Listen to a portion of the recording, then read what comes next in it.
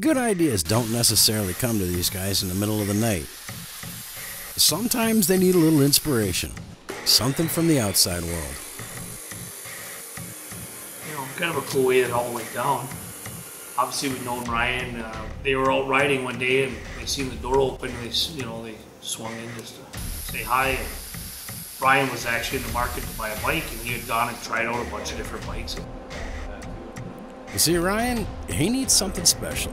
He needs something a little bit unique and a little bit different. Say hi, Ryan. Where to begin now? Well, initially I was just going to have a 600, and then I realized I like speed, it wouldn't be fast enough. Now I'm going with the GSXR 1000. The horsepower should be right enough to be close to 200 miles an hour. Not that I have to race everybody, just so I know that I don't have to race everybody. His brothers and them, they've always raced and they played these games and who's got the fastest bike. And if he was going to spend the money and have it, he wanted to have a bike that would be really hard to beat. I got family members that I'm going to walk all over with this bike compared to theirs. That's why the motor's got to be huge. You always pull up next to the guy, even if they have a bigger bike, and say, want to race, and then you just take off first. So you could say you won. All around, as I'm trying to decide what I wanted to do for a bike, I tested out for at least a year on 15, 20 different bikes. Nothing is custom fit for my size. You know, and I say this all the time, Harley, Honda, Yamaha, Suzuki, whatever, they just stamp bikes out. I'm not the tallest guy out there, so anything I would have had to buy that's pretty expensive, newer bike, would have to be somewhat custom to fit me comfortably anyway. They make one bike and they make a bike, for just to sit on and just to sweat 6'3", 6'2", whatever tall you are, depending on what liquor store you're knocking off, I guess. I'm always 6'3". Nice.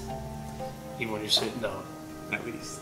A lot of them bikes that are nice that I was looking at still didn't have enough of the power and the speed I'm looking for. If you're a shorter person, and it seems like if you want a bike that was of any size, you're going to start riding interstates or whatever, well then it's going to sit so high, a lot of the shorter people can't touch the ground.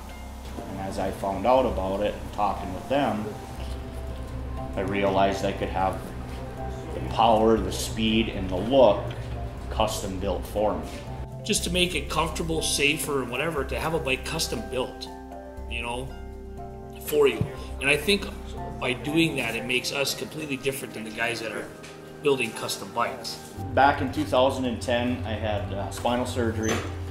I broke my back. It left me with 8 screws and 6 pins in my back.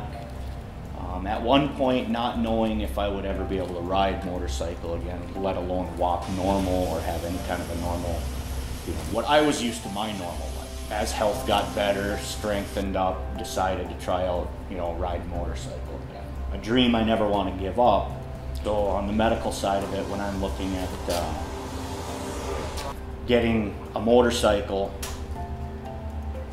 custom for me, I don't want something that's just custom to fit my size on legs. Any kind of leaning I need to do, back at all, it's got to be right there. It's got to be comfortable. He has to sit a specific way just so his legs don't go numb, I think is what he said. Yeah. Or maybe it's something else, I don't know. I mean, I did research online, and their style outweighs anything I've seen for what they can come up with a design. Between these two guys, they can take something that I would look at and go, geez, what are you going to do with that?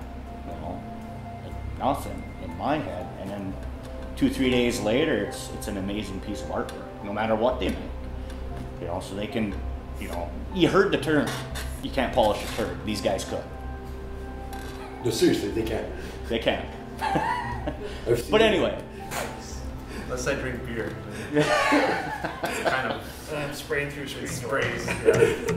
Polishing that. Oh, I lost my focus on the question. No.